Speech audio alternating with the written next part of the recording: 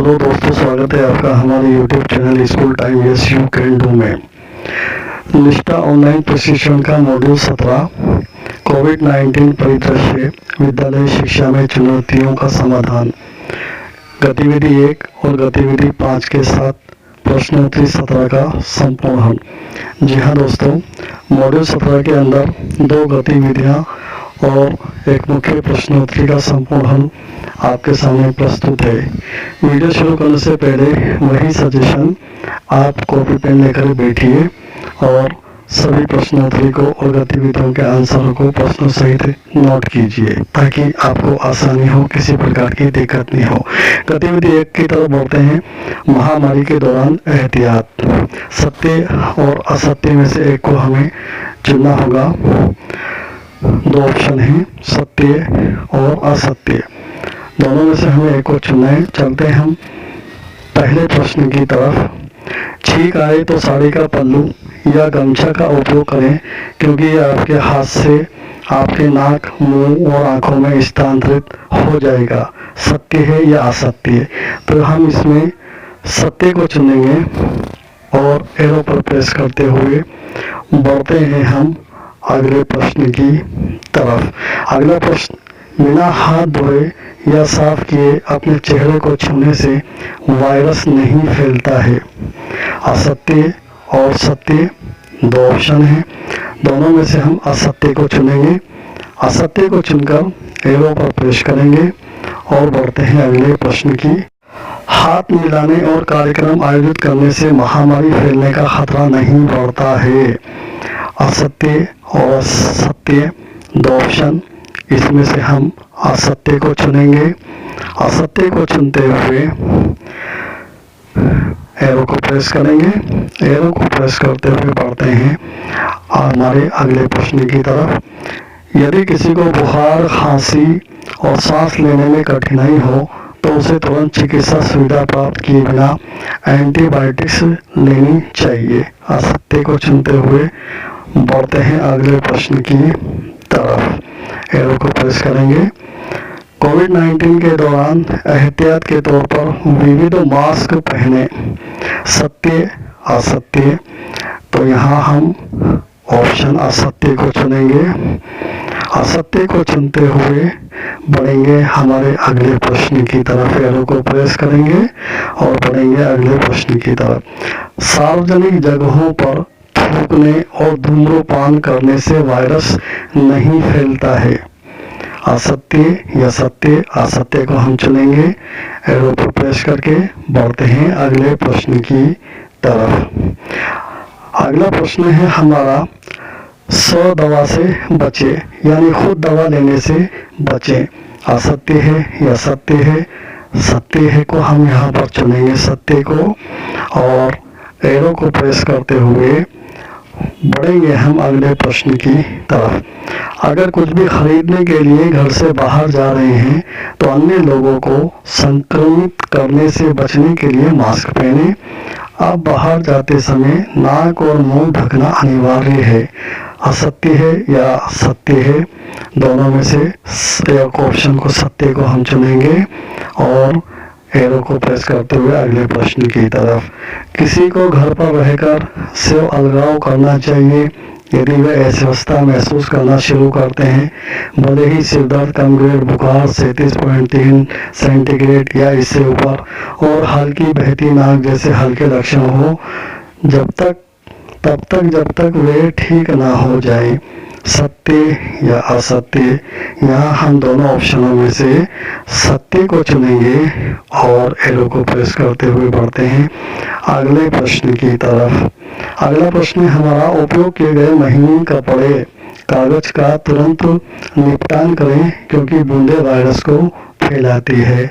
सत्य या असत्य में से सत्य को हम चुनेंगे। एरो पर प्रेस करेंगे, बढ़ते हैं अगले प्रश्न की तरफ। अगला प्रश्न है हमारा, अच्छी श्वसन स्वच्छता का पालन करके, यानी जब आप कुछ खांसते या छींकते हैं तो अपने मुंह और नाक को मुड़े हुए कोने या महीन कपड़ा कागज से ढक कर आप अपने आसपास के लोगों को सर्दी, फ्लू और कोविड-19 जैसे वायरस से बचा सकते हैं। सत्य या असत्य में से हम चुनेंगे सत्य को।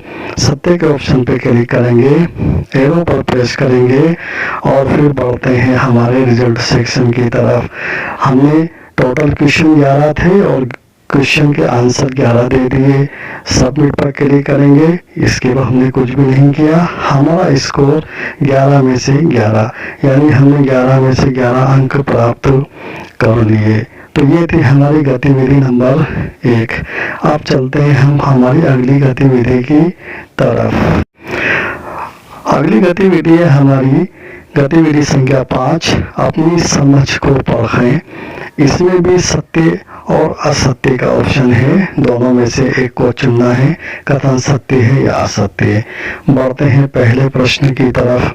पहला प्रश्न है, बच्चों को अपने निजी परिवहन का उपयोग करने के लिए प्रोत्साहित किया जाना चाहिए। सत्य है या असत्य? सत्य को चुना और एरो पर क्लिक करके अगले प्रश्न की तरफ बढ़ेंगे।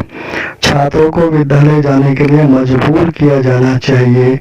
असत्य या सत्य? असत्य है को हम यहाँ पर चुनेंगे।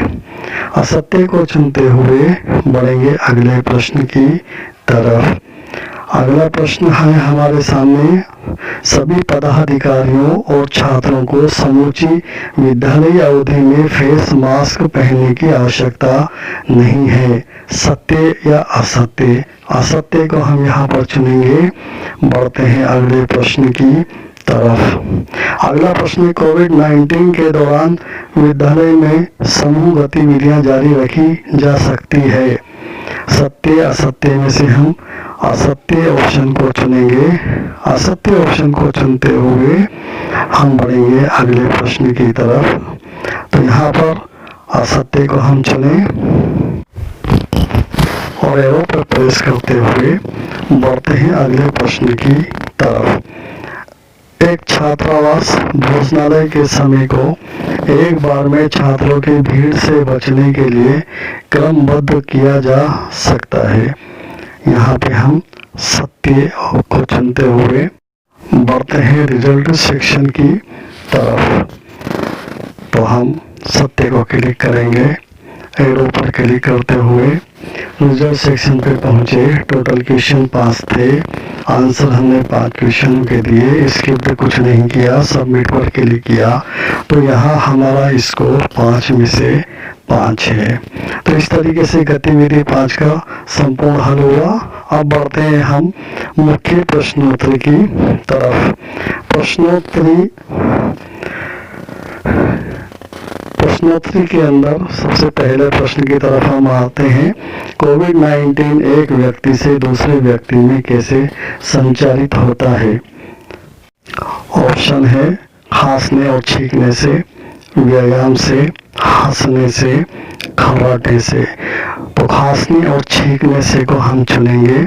खांसने और छींकने से को चुनते हुए एरो पर क्लिक करके अगला प्रश्न, वैकल्पिक दिवसीय विद्यालय मॉडल को कारगर बनाने में कौन सी प्रमुख चुनौती नहीं है? जागरूकता पैदा करना, स्वाध्याय, लचीलापन, अध्ययन सामग्री। अध्ययन सामग्री को हम चुनेंगे और एरो पर प्रेस करते हुए बढ़ते हैं अगले प्रश्न की तरफ।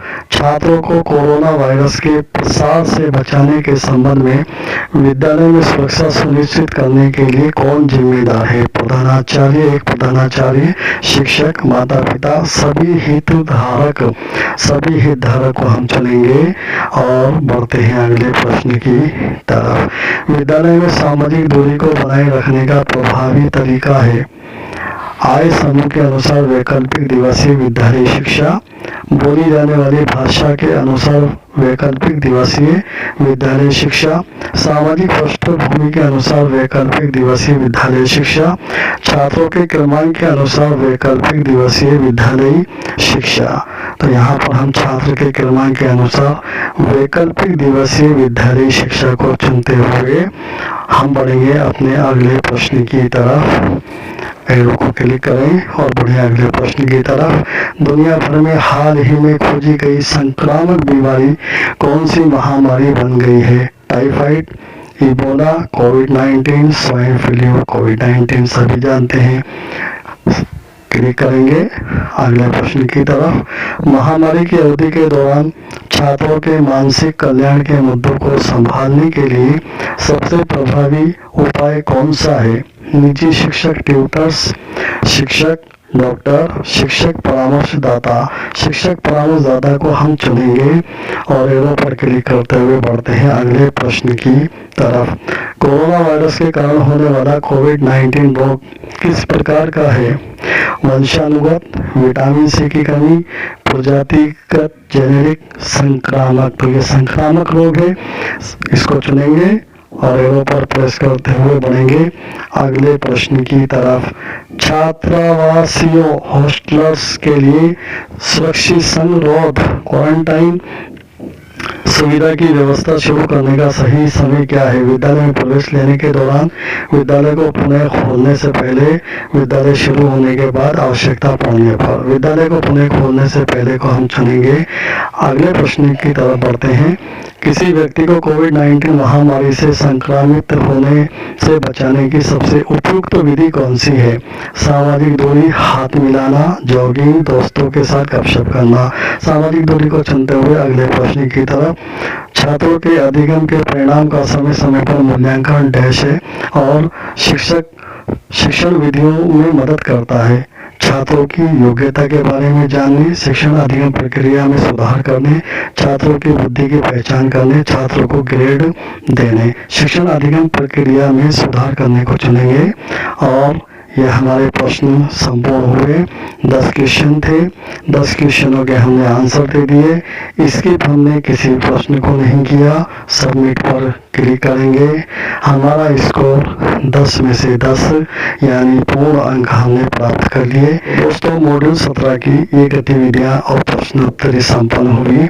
उम्मीद है आपको वीडियो पसंद आया होगा। पसंद आए तो लाइक कीजिए, अपने शिक्षक साथियों को शेयर कीजिए। चैनल को सब्सक्राइब नहीं किए हों तो प्लीज़ शेयर चैनल को सब्सक्राइब भी कर दीजिए। मिलते हैं अगले वीडियो के साथ प्रश्नोत्तरी संख्या मॉड्यूल 18 की प्रश्नोत्तरी के साथ। धन्यवाद।